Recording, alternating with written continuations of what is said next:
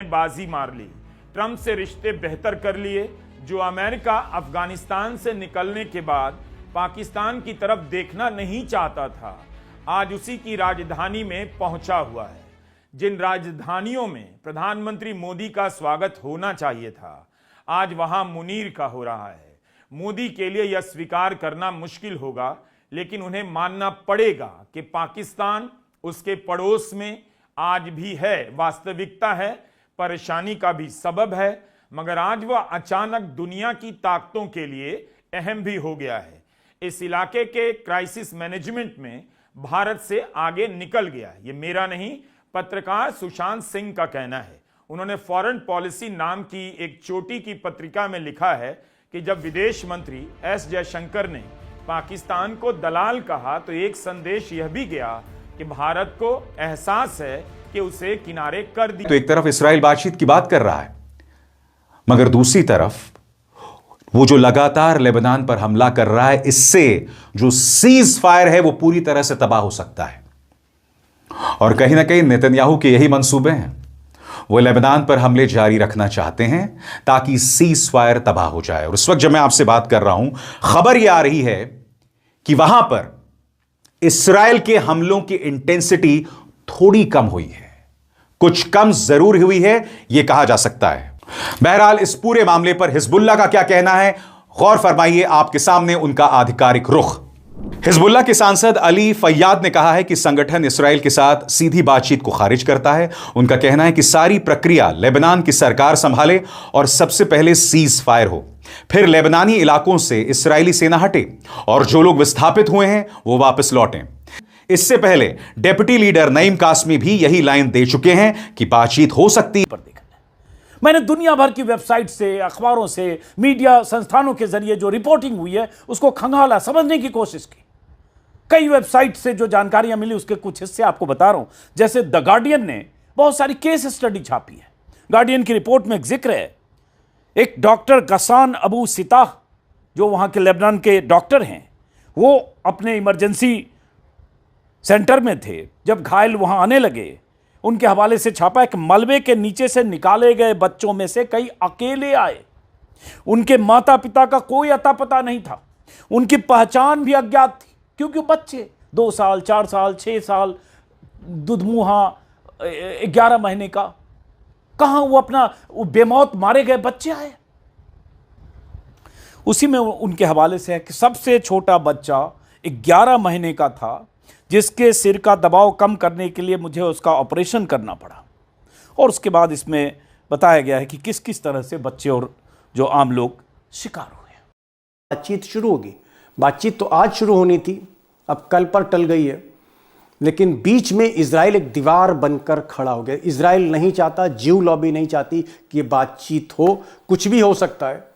और वैसे भी चाइना और रूस से जो अपेक्षा थी पाकिस्तान को, इस तरह का रोल नहीं दिख रहा है। और ईरान भी कहीं ना कहीं लेबनान पर जो हमले हो रहे हैं वो भी थोड़ा सा असमंजस की स्थिति में है कि युद्ध विराम पर बातचीत करें या अपने भाई यानी हिजबुल्लाह को बचाएं। क्या करें, दोनों में से उसको तय करना है। बहरहाल इन सबके बीच में जो सबसे लाचार स्थिति मुझे दिख रही है वो मिस्टर ट्रंप की दिख रही है। मिस्टर ट्रंप एक सीनियर पार्टनर है।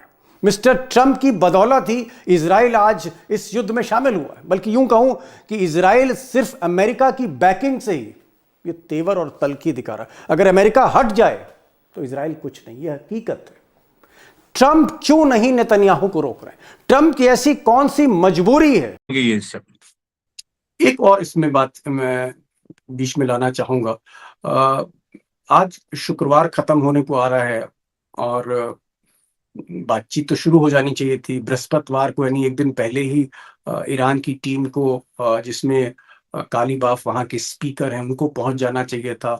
आज इस्लामाबाद में जेडी वैंस उपराष्ट्रपति हैं अमेरिका के, उनको होना चाहिए था। बातचीत शुरू हो जानी चाहिए थी, लेकिन पूरा दिन बीत रहा है, कोई सुबुगाहट नहीं। तो क्या आपको लग रहा है कि इस्लामाबाद की बातचीत पर संकट के बादल हैं? क्या ये बातचीत आपको बहुत स्मूथ जाते हुए नहीं दिख रही है?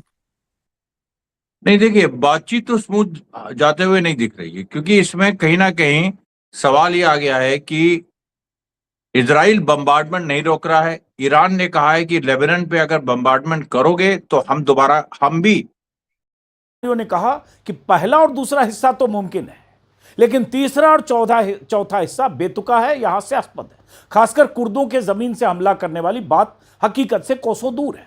CIA डायरेक्टर जॉन रेडक्लिफ ने भी नेतन्याहू की रिजीम चेंज करने वाली थ्योरी को हास्यास्पद कहा। मार्को रूबियो ने सीधा कहा यह बकवास है। अमेरिकी जनरल डेन कैन ने कहा कि सर, इजरायली हमेशा ओवरसेल करते हैं, अपनी प्लानिंग पूरी ठीक से नहीं करते लेकिन बेचते हैं। उन्हें पता है कि उन्हें हमारी जरूरत है, इसलिए वो इतना जोर लगा रहे हैं। मतलब ये ट्रंप को कहा गया कि इजराइल ऐसा चाहता है और अमेरिका को ट्रैप में ले रहा है, अमेरिका को इसमें इंगेज करना चाह रहा है। और यही आरोप लगातार ट्रंप पर अमेरिका में ट्रंप के विरोधी लगा रहे हैं कि लड़ाई तो इजराइल की थी, ईरान पर हमला तो इजराइल करना चाहता था।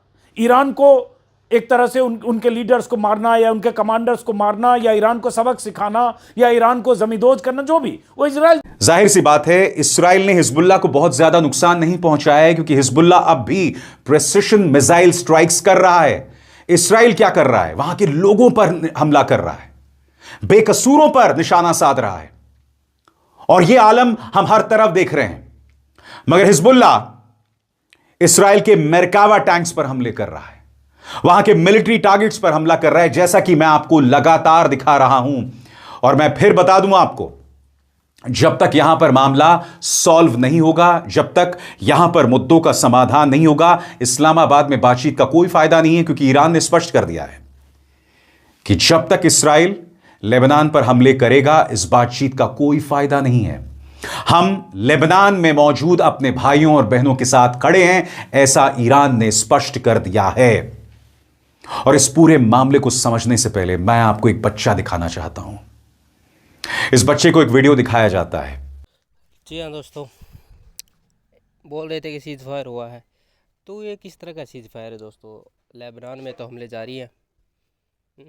इजराइल ने तो 2 घंटे भी नहीं माना, वो तो अमेरिका की भी नहीं सुनता। अब 2 घंटे में उन्होंने देख लो क्या हालत कर दिया। लेबनान में 250 लोग मार दिए और 1100 घायल है। नेतन्याहू नहीं सुनने वाला। नेतन्याहू ने कसम खा ली है कि वो मारेगा सबको। जो वो सपना ग्रेटर इजराइल का, वो पूरा होगा दोस्तों। ये इसे कोई रोक नहीं सकता। 57 इस्लामिक कंट्री हैं पीछे हैं, क्योंकि वो धर्म को फॉलो करती हैं, साइंस उन्होंने फॉलो नहीं की। एक छोटा देश है, आबादी भी ज़्यादा नहीं उनकी, 1 करोड़ के लगभग होगी उनकी। छोटा सा एरिया है, बट टेक्नोलॉजी में आपके 57 इस्लामिक मुल्क आज उनके सामने बोल नहीं सकते। और सबसे बड़ी बात यह है कि वो जिस तरह से सत्ता को कंट्रोल कर रहे हैं, अमेरिका के प्रेसिडेंट उनके कंट्रोल में है। आप इस बात को मत भूलिए कि ये दिमाग कहाँ से आया है। बड़ी से बड़ी ताकत इजराइल के ख़िलाफ़ नहीं जा सकती, ठीक है? कोई भी हो, ग्रेट वॉल के आगे सबको झुकना पड़ेगा।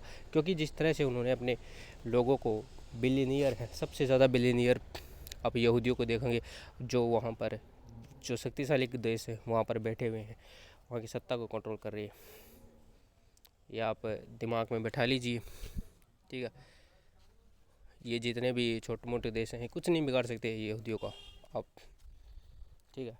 और पाकिस्तान का जो इस्लामाबाद टास्क, वो पूरी तरह से फेल हो गया दोस्तों। आप देख लो, अगर ये सीज फायर तो 2 घंटे भी नहीं डटा। तो यही है दोस्तों, अगर आप इजराइल को टक्कर देना इतना आसान नहीं है दोस्तों। वो वजूद ख़राब कर देता। गाज़ा में उन्होंने उनका वजूद मिटा दिया पूरी तरह से।